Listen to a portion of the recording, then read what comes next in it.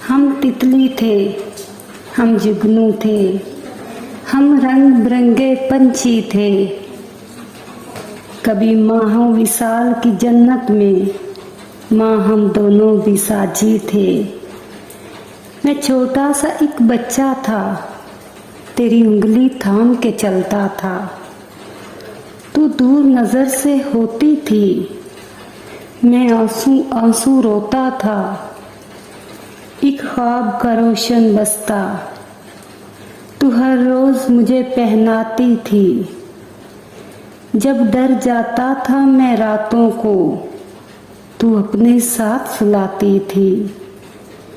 माँ तूने इतने बरसों तक इस फूल को सेंचा हाथों से। जीवन के गहरे भेदों को मैं समझा तेरी बातों से। मैं तेरे हाथ के तकिए पर माँ अब भी रात को सोता हूँ।